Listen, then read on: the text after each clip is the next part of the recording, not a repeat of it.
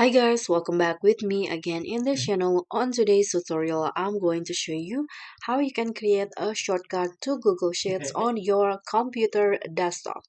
So in here, I've already opened the docs.google.com/spreadsheets and I want to create a shortcut into the Google Sheets. So what you need to do is just click on the three dots icon at your browser in here at the top right corner.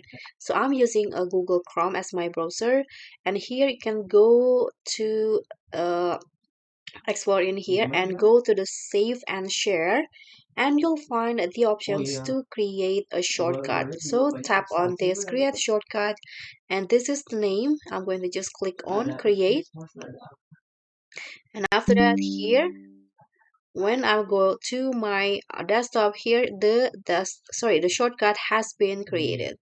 So that's all from me. Thank you so much for watching. Don't forget to like, comment, and subscribe. Also, click on the thanks. Bye.